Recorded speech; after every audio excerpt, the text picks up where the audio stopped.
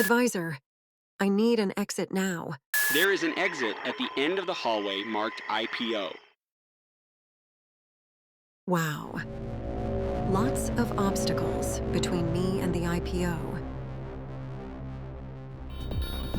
Your tech is not worth anything, but you and your team I'm willing to fund to do great things. I'm willing to pay all cash, but I'm only valuing your company at 4 times revenue. Our offer is based on our future, stock price which will be 5 times its current value.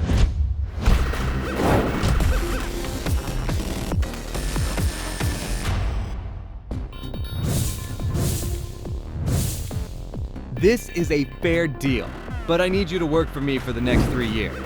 By the way, I need you to move to San Francisco.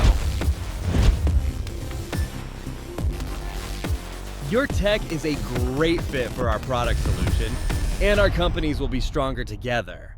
You will maintain a leadership position, maybe even CEO.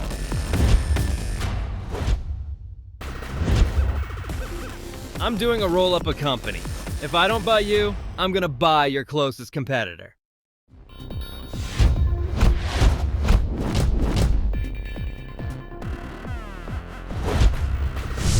We might buy you, but my head of engineering wants to build his tech with her own team, and she says she can do a better job than you did.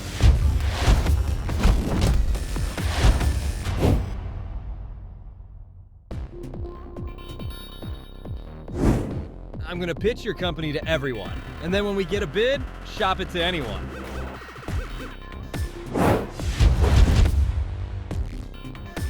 I am going to meet with you a lot and make you think we want to buy you, but I'm really just doing market research.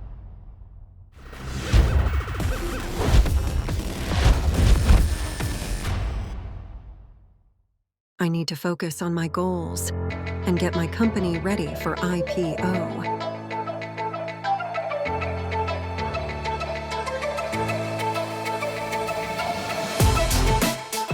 Hi there, it's Ron Gula from Gula Tech Adventures. And in this week's VC 101 video, I'm going to discuss how companies exit, how companies get acquired. I'm going to talk about this from the point of view of the founder's journey. Now, I've been in this business almost 30 years. I've started a bunch of companies, including co-founder of Tenable Network Security. But as Gula Tech Adventures, I've had a front row seat to a wide variety of exits. Most of them good, not all good, but most of them very, very good. And what I'm going to try to do is share with you, hopefully the founders in the audience out there, sort of my views on how this works and what you should be thinking about as you go on your founder's journey. Now, recently, Gula Tech Adventures, we had 2 companies exit. We had a company called Boldend get acquired by 6gen, and we also had Polarity be acquired by ThreatConnect. We actually have a couple others that haven't been announced yet as well. And every one of these deals is very, very different, and it kind of inspired me to try to share without sharing too much to the founders that are out there. Now, first and foremost, when you start a company, I talk about our 5-slide pitch deck. Slide 5 in the 5-slide pitch deck is, what is your goal? What does success look like? I'm going to keep coming back to this because the success, if you don't define success for yourself, you are never going to be able to recognize it if somebody calls and says they want to offer to buy your company or partner with your company or make you some sort of deal that might take you off that path. If you achieve your goals, other people might say your goal could have been higher, but your goals are your goals and you should have them. So keep that in mind as you think about growing a company and being successful someday. If you don't define what success is, you are not going to ever achieve it. Now, the thing when I talk to a lot of people who are outside of our industry and they say, how do these acquisitions work? What kind of happens? And I say, well, every deal is different, right? First of all, companies can be acquired for stock or cash. Now, if in a cash deal, the company who's buying you writes a check and the people who own the stock in that company receive the money in turn for it. That's an all cash deal. Now, an all stock deal is when the company who buys you, they do some sort of stock swap. And there could be combinations of these different things. And it can get fairly complex, but for the most part, those are the 2 basic kind of deals. But then there's lots of other little details. There might be something called escrow, where a company is buying you and they want to hold back some percentage of that deal to make sure that there's something achieved. Maybe it's a non-competitive agreement, or they want to put some sort of retainer on intellectual property rights and that sort of things. Those can be pretty complex. They can be very, very complex. I've actually seen some other deals where if you think about a company that's being acquired, let's say it was acquired for $50 million, and the employees, for whatever reason, didn't get enough incentive to do that. Sometimes they've actually asked the investors to take some of their money and give it to the employees. That's called a carve-out. So there's all sorts of complexities that can happen out there. And the reason I bring that up is because it doesn't seem very, very exciting, but I'm going to tell you, when you're a founder and you're in my industry of cyber, you're hunting malware every day, it can be excruciatingly mind-numbing to go into, these M&A negotiations and talk about all these different deals. I'm just really, really scratching the surface.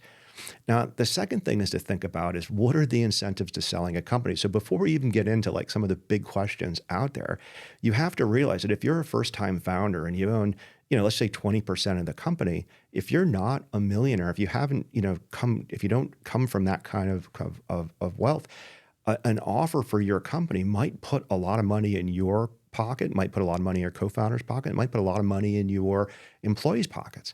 But that also might not be a kind of number that is motivating to your investors. If somebody's investing other people's money, like the teacher's, retirement fund, right? They want to get a certain return on that. So you can have different incentives for people who are invested in your company. And a good deal to somebody might not look like a good deal to somebody else. So these incentives can really be driving things. You need to think about this time when you're on your founder's journey. Welcome back to this week's investment. Grace, congratulations on your recent exit to Biggie Techie Corporation. Are you happy with the deal? Yes, as a first-time founder, my team and I are going to lead the new AI division of Biggie Techie. Lila, you are known for investing in seed deals. Did you get a good return here? We did really well, and I'm really proud of Grace and her team. They negotiated really well with Biggie Tech, and they will do great things for their AI division. Emily, your firm led the last round, which was only 6 months ago. How does this exit help your fund? I'm really not that happy. It's always nice to have an exit, and I'm happy for Grace and her team, but we were ready to invest another $5 million and help them become the next Biggie Tech. Now, another thing is, from a founder point of view, is what is your role after the acquisition? If your competition is buying you, maybe you're going to go on a long vacation, but that doesn't happen as often as people realize. It's much more like you're going to have some role in the new company. Now, the first company that Cindy and I sold was Network Security Wizards. And when Interisys, the spinoff from Cabletron, bought us, I was the vice president of intrusion detection engineering. And that was really cool to have a business on a business card. But basically what it meant was I kept running Network Security Wizard as sort of my own division there, right? But this post-roll thing can have lots of other issues. So what is your salary? Sometimes with smaller deals, the salaries of the founders and their management, their leadership team, that actually can be commensurate with the part of the deal. And sometimes you've seen headlines that are out there, and maybe a company's acquired for $25, $30 million. Well, maybe 5 of that is basically the salaries for the top employees for the next 4 or 5 years. So this kind of post-roll is very, very important for people to negotiate, as they go into those companies. Now, sort of the last thing I want to say about just founders and just things that you can control here is you need to do some financial preparation. You probably own stock in your own company. The question is have you done things to minimize the amount of taxes that you want to pay? And if you haven't, then you haven't really been in a position to lead your employees to do the same thing. Now, paying taxes is part of our nation's part of what we do, but some people don't really set out to aspire to maximize the amount of hard-earned equity they give to the federal government. And actually, the way I talk about it is the government has provided many, many tools to incentivize us to do a number of things, like QSBS, qualified small business, for example. But the point is if you haven't taken the time, which is hard to do when you're a founder and working 80 hours a week and that sort, but if you haven't taken the time to talk to a financial advisor and done things to protect maybe the taxes that you're going to have to pay, it's really something that can turn the difference between a mediocre deal and a good deal. And again, going back to that 5-slide pitch deck, if you don't know what your goal is, you're not going to be able to recognize what a good deal is. And if you certainly haven't taken the time to understand how a stock deal or a cash deal could impact you, you're not going to be able to know what success looks like when it walks in the door. All right, now outside of the founders, who are the players in the M&A space? Well, the obvious one is these big tech companies, companies like Cisco, Tenable, Palo Alto, at least in cybersecurity. These companies typically buy startups because it's easier for them to buy these businesses and buy these markets than it is for them to develop it. It's a really interesting thing. It's literally cheaper for people to buy companies with their stock than it is to try to create those companies and on their own balance sheet. Now, outside of public company, big tech companies, you can have private companies that can do things from a similar point of view. But a lot of times there's companies that are owned by private equity. And pretty much what this means is if you look at the shareholders in a company, if somebody owns or a group of people own more than 50% of the stock in that company, they more or less control that company. They can name the CEO, they can control strategy, that sort of thing. And sometimes those people are called sponsors. I tend to call them private equity.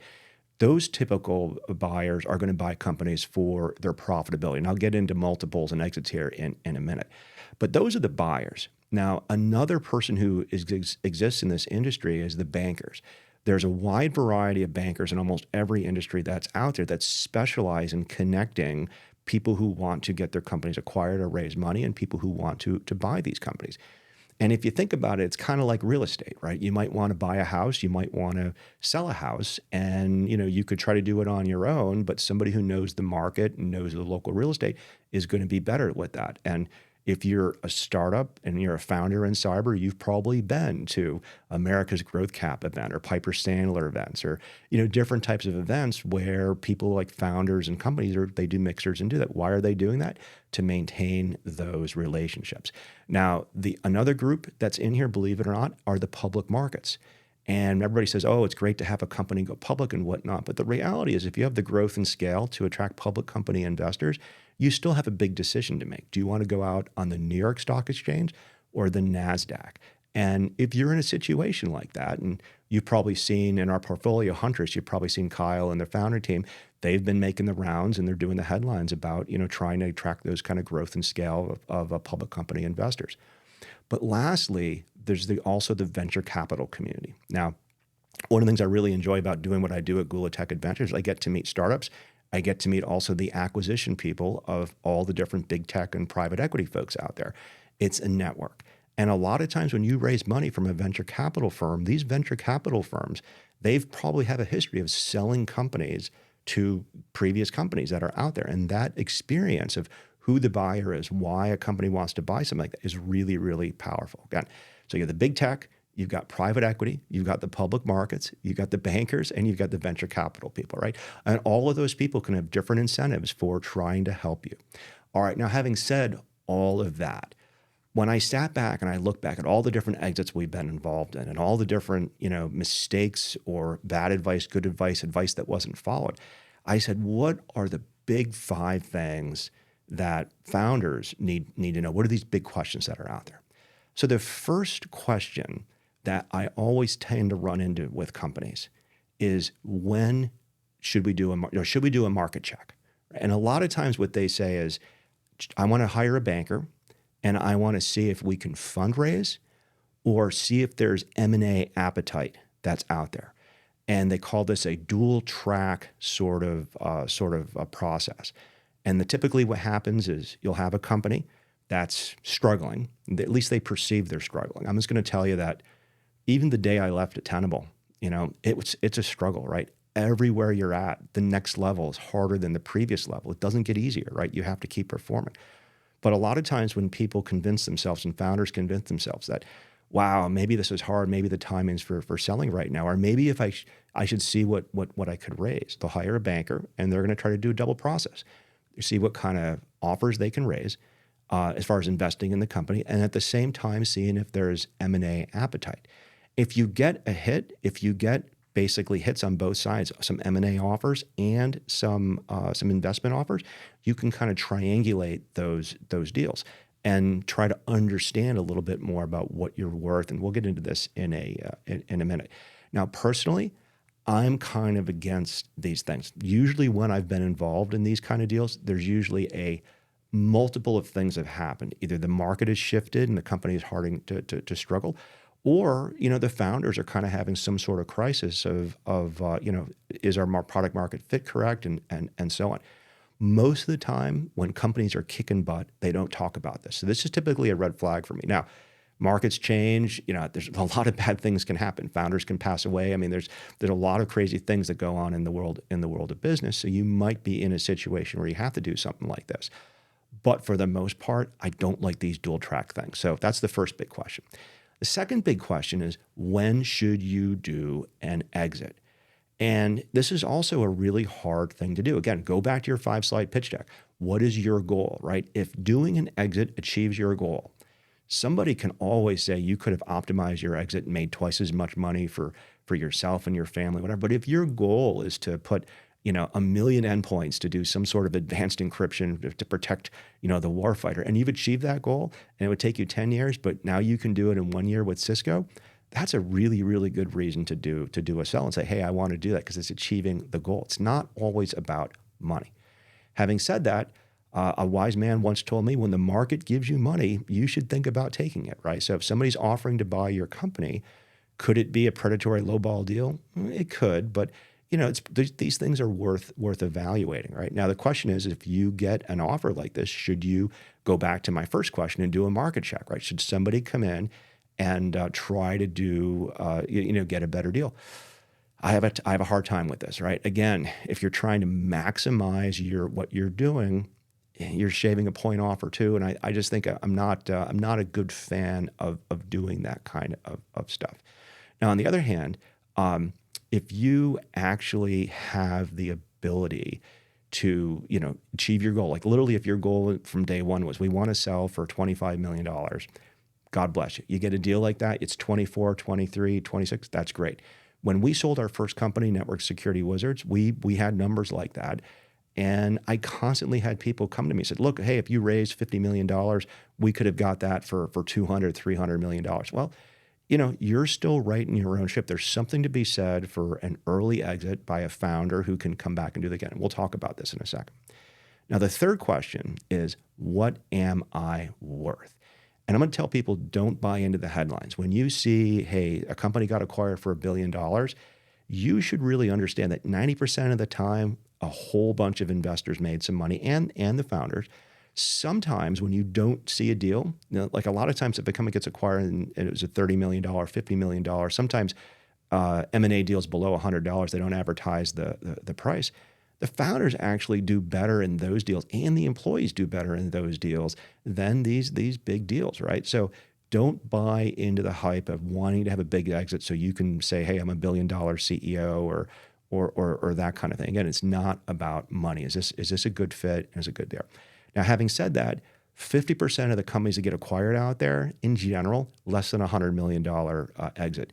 90% of companies who have some sort of exit do it with a private thing. They don't go IPO. Only 3% of companies go IPO.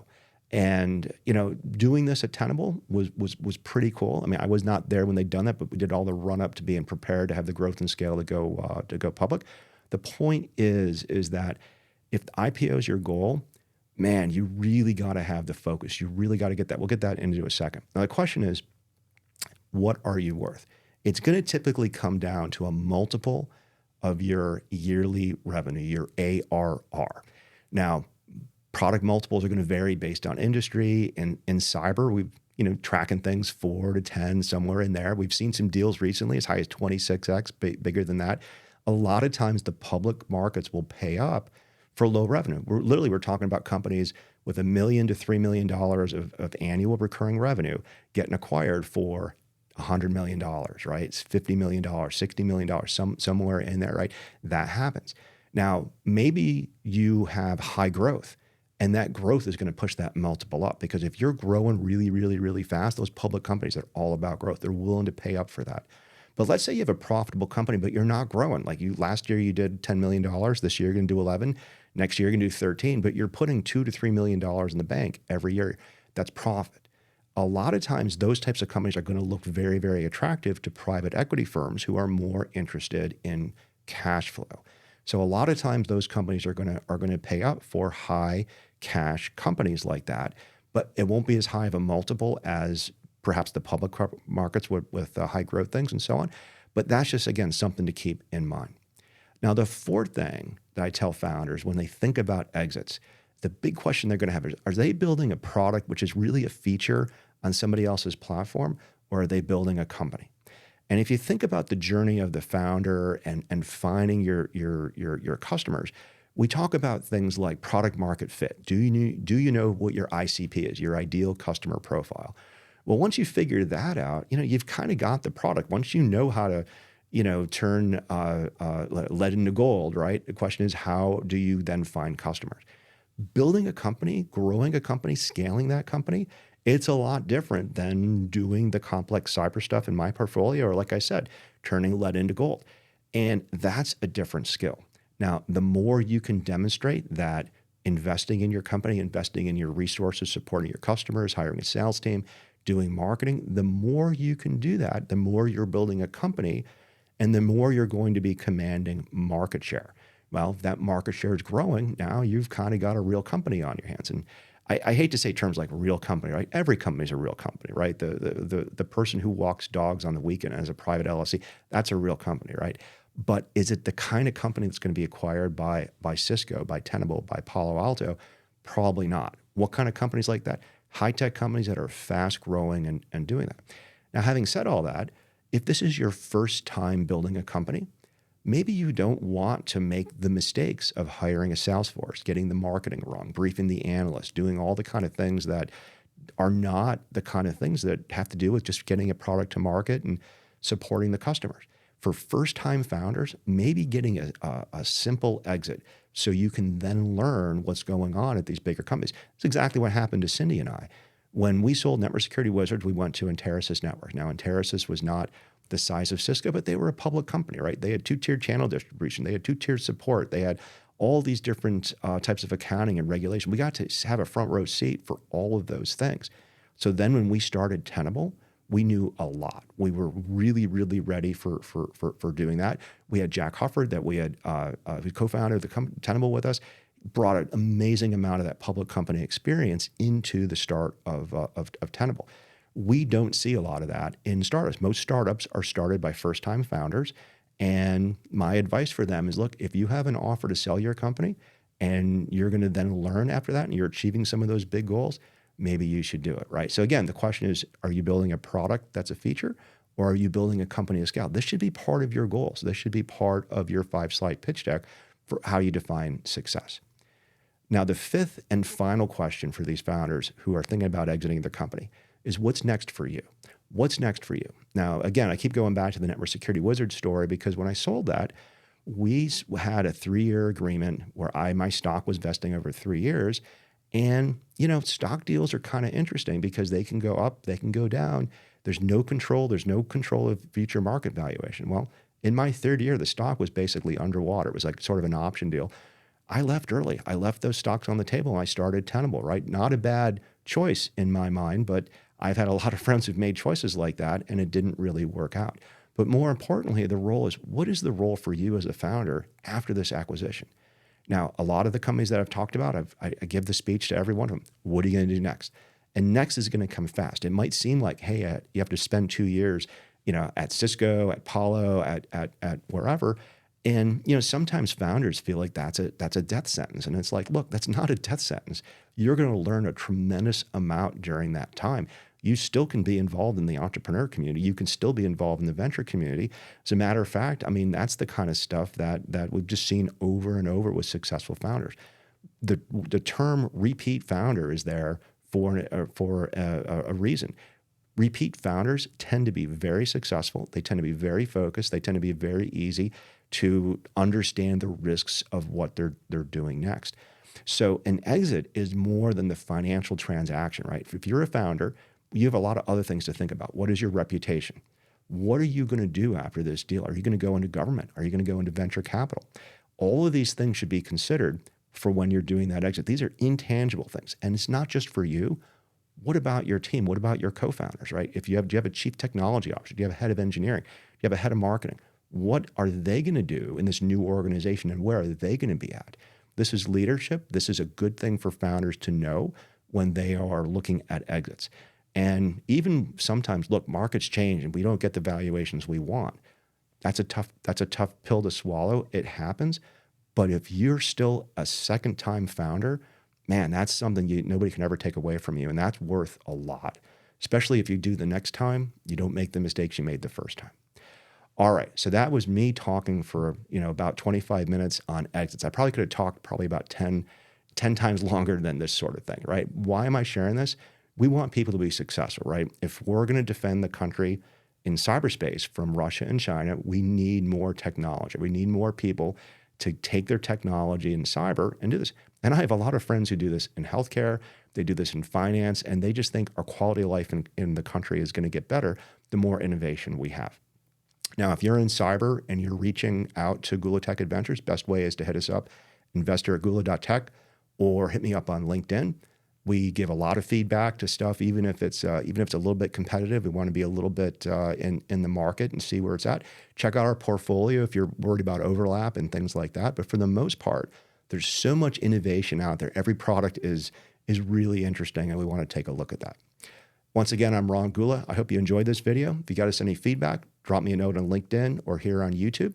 Give us a like if you like this kind of stuff. And if you want to see more cool 3D videos like the one we did on exits on the way in, give us that like. I hope you have a great day. Good luck with your exits.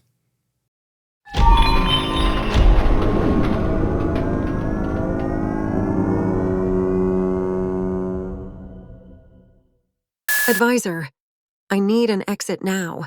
There is an exit at the end of the hallway marked IPO. Wow. Lots of obstacles between me and the IPO. Your tech is not worth anything, but you and your team I'm willing to fund to do great things. I'm willing to pay all cash, but I'm only valuing your company at 4 times revenue. Our offer is based on our future, stock price which will be 5 times its current value.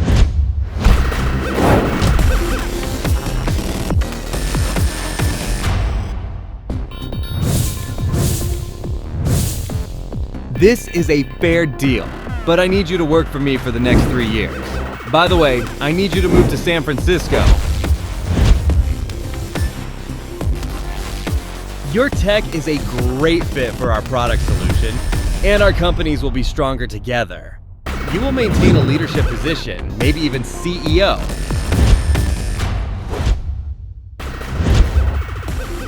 I'm doing a roll-up of companies. If I don't buy you, I'm gonna buy your closest competitor.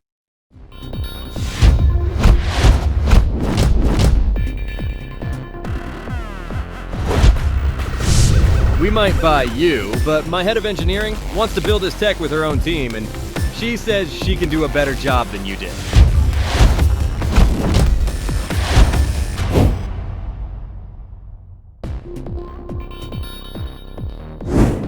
I'm gonna pitch your company to everyone, and then when we get a bid, shop it to anyone.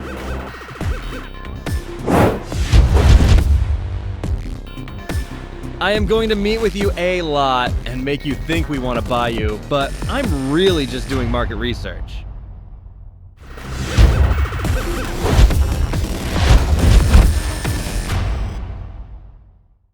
I need to focus on my goals and get my company ready for IPO.